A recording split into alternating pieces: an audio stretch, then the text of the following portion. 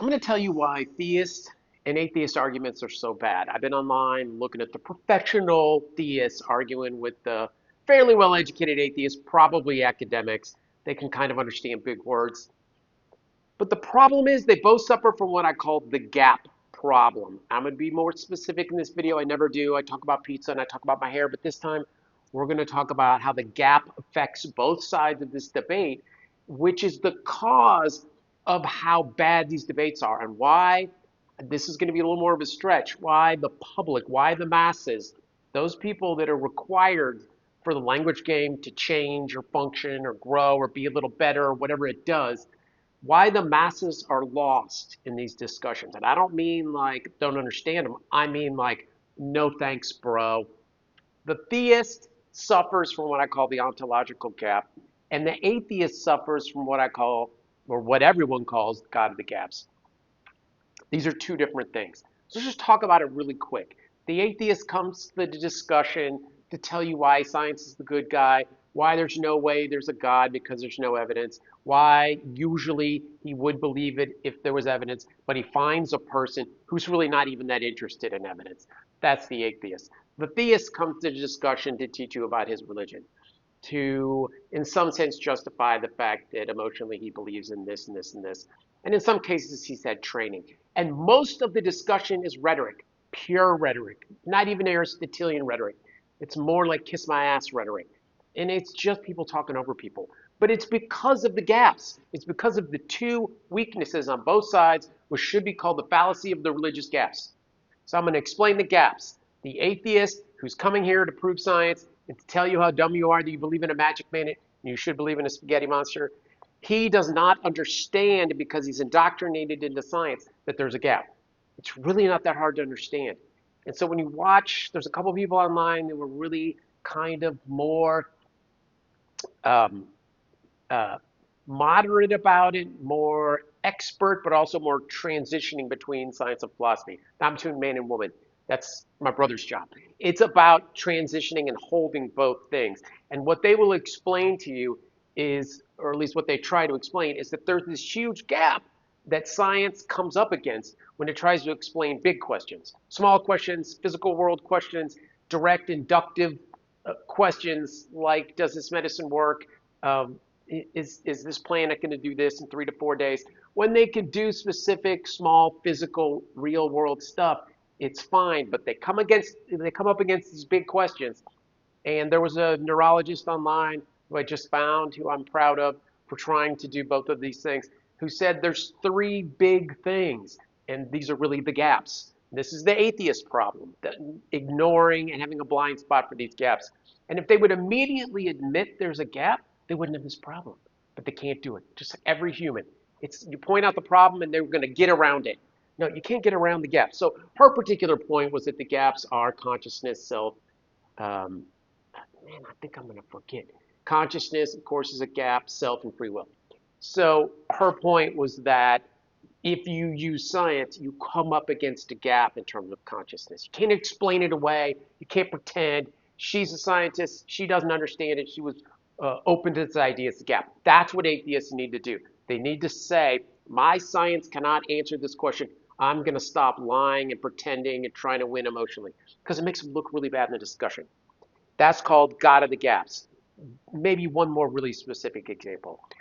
What she said in this particular video was, or what she alluded to, I don't think she even said it, it was kind of disappointing, was that there's a huge difference in brain and mind. So the atheist comes with the scientific perspective that consciousness is the brain. There's no evidence that it is. Any real scientist will probably either get confused or will start to admit, like she did, that consciousness is something that we're asking about that's very different. So that doesn't mean you can't figure it out. Doesn't mean it's not physical. It doesn't mean you can't ask questions about it. It doesn't mean that we don't get more information someday. That's not what I'm saying. I'm just saying currently right now the scientific language doesn't do anything for it. It doesn't amount to anything. It doesn't have the language, the conceptual ability to put that into place. And so admitting that in an argument would be wonderful, bro. Can't do it. I never hear atheists say, well, there's a huge gap. I don't know what to do with it. Let's move on. Never. They're always talking about stupid things. And part of that's because the theist is coming with their own gap. So the atheist gap is God of the gaps. It is the unknown. It is the unknown that they can't seem to confront. It is these big questions like consciousness, like free will.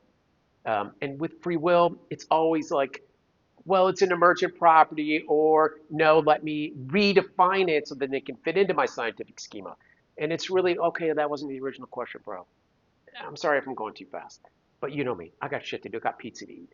So the problem for the atheist is God of the gaps. The problem for the theist is what I call the ontological gap. And this comes from Immanuel Kant, my favorite philosopher, my favorite German, who never drove anywhere, he just stayed at home 24 hours a day and never did anything, which is not true. He actually taught in Russia.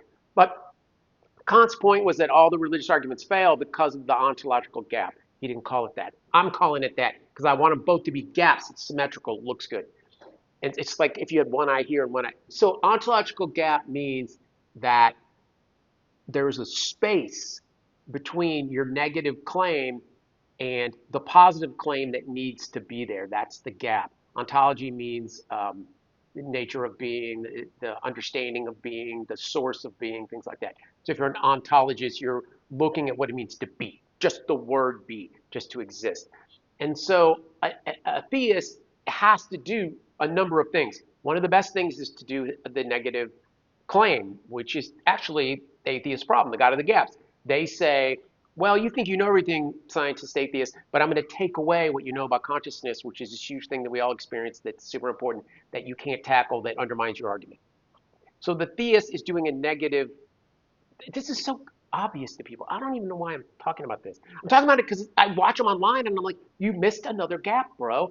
The theist does not understand that if he creates a negative space, if he's proving something, other than like David Hume and just taking away, oh, it's just habit.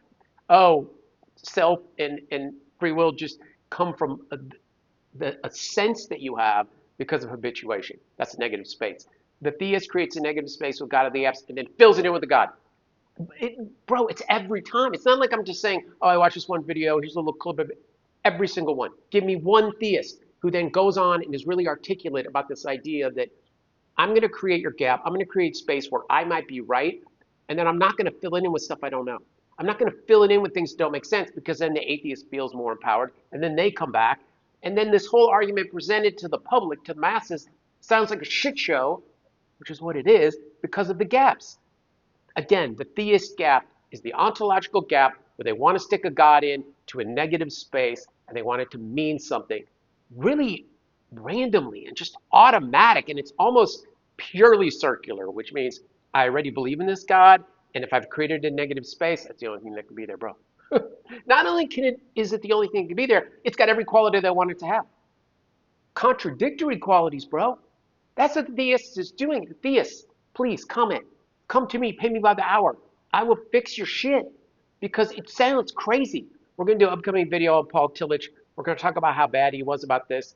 We're going to talk about how some philosopher, theologists like Paul Tillich create this conception and then change what it means to be a God in order to not fail when it comes to the ontological gap. Two gaps.